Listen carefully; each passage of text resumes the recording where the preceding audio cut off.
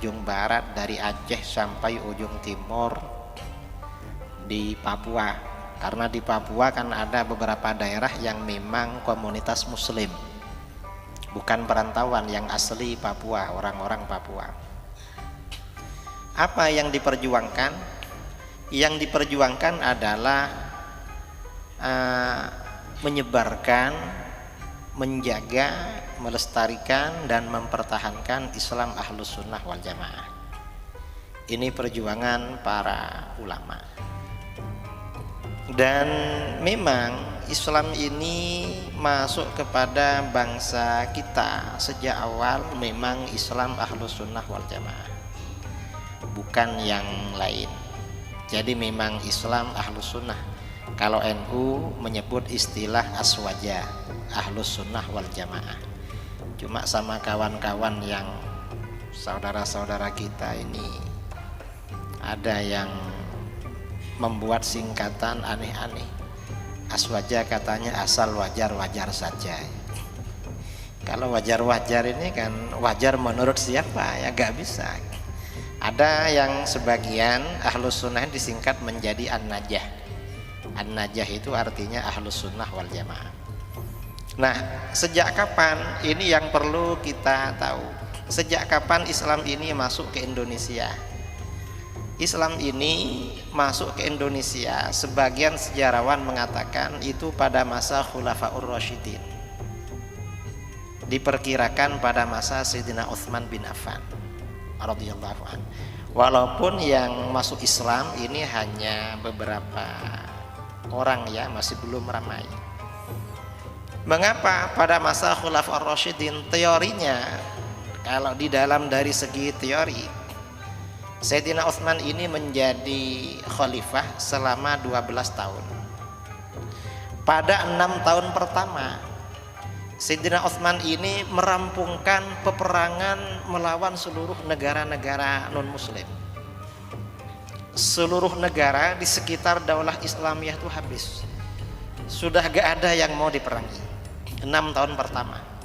Sehingga 6 tahun kedua banyak para pejuang ini nganggur karena sudah gak ada yang diperangi. Karena nganggur akhirnya perang saudara, Sayyidina Utsman dibunuh. Jadi kalau memang nganggur itu bahaya memang. Akhirnya terjadi perang saudara, puncaknya pada masa Sayyidina Ali. Nah, karena pada 6 tahun pertama umat Islam ini sudah menjadi negara adidaya, negara terbesar pada waktu itu, maka secara otomatis bebas kemana-mana. Kayak Amerika lah, kemana-mana itu kan bebas. Karena memang mereka ini yang lagi berkuasa. Dulu umat Islam, karena bebas kemana-mana, otomatis Islam disebarkan juga kepada bangsa kita.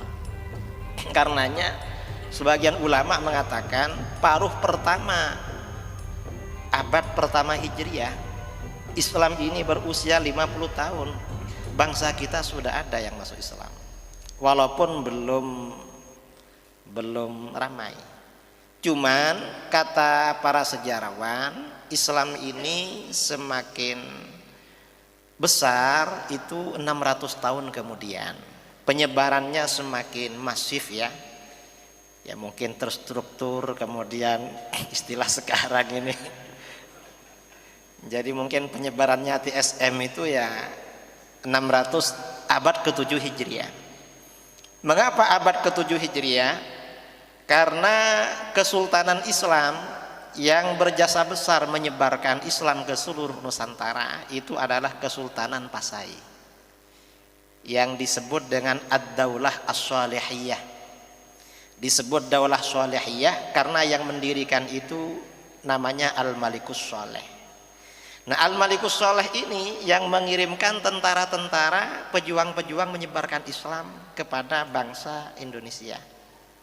Bahkan sebagian sejarawan ini mengatakan ada orang Aceh ini karakternya keras, gak seperti orang Jawa, orang Aceh.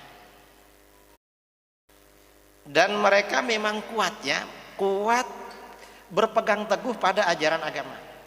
Karenanya Aceh ini sejak dulu memang menuntut syariat Islam karena kuat. Cuma oleh sebagian orang dikatakan radikal. Itu bukan radikal itu. Yang radikal tuh yang suka ngebom, yang suka membunuh tuh radikal namanya. Orang Aceh ya, karena kuat. Dan ini keturunan tentara mereka ini masih ada. Sebagian sejarawan mengatakan di Jawa Timur, di Pulau Jawa, di daerah Jawa, orang yang kuat berpegang teguh pada agama itu orang Madura. Cintanya kepada kiai, kepada ulama luar biasa. Itu orang Madura. Kemudian orang Bawean. Orang Bawean dengan orang Madura ini bahasanya sama-sama bahasa Madura. Dan karakternya hampir sama. Sebagian sejarawan mengatakan asal usul orang Madura dan Bawean itu dulu tentara Aceh yang dikirim untuk menyebarkan Islam dan memerangi Majapahit. Karenanya karakternya mirip orang Aceh, dan sebagian orang bilang radikal. Loh, orang Madura dibilang radikal. Orang Madura itu maulid Nabi tiap hari. Kok dibilang radikal? Masih kurang apa? Ya karena ini ya, orang-orang tuh menyebutkan radikal itu definisinya bagaimana gak jelas. Kemudian arti radikal sendiri bagaimana gak jelas, sedikit-sedikit radikal. Padahal ya bukan. Dan memang ya Islamnya kuat gitu aja. Nah, Islam yang disebarkan oleh para ulama mulai dari mana? Dari awal-awal dulu, terutama penyebarannya yang memang secara terstruktur ya, secara terstruktur dan memang ya kemana-mana lah, kita jangan bicara nyerempet-nyerempet politik nanti. Karena ini kita ini murni agama ya. Nah ini memang sejak setelah abad ke-6 Hijriah, abad ke-7, tahun 600-an. Dan ini Islam yang disebarkan kepada bangsa kita ini memang sejak dari dulu Ahlus Sunnah wal Jamaah. Di dalam fikih mazhabnya Syafi'i. Kemudian di dalam akidah mazhabnya Asy'ari atau Asy'ariyah. Kemudian di dalam tasawuf mazhabnya Junaid al-Baghdadi. Ini yang disebarkan oleh para ulama-ulama dulu. Karenanya kalau kita membaca literatur klasik ya di perpustakaan, apakah kitab-kitab peninggalan kiai-kiai dulu atau manuskrip para ulama dulu yang ada di Nusantara, semuanya bermadhab kepada Syafi'i. Kalau sudah Syafi'i, ini berarti Ahlus Sunnah wal Jamaah. Ini yang coba dijaga.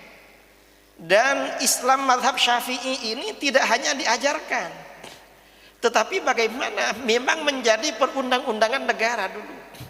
Kita tahu ada kerajaan Mataram ya, yang sisanya masih bertahan di Jogja. Itu kerajaan Islam. Dan kerajaan-kerajaan yang lain itu kerajaan Islam, dan memang kerajaan Islam ya memang menjalankan syariat Islam dulu.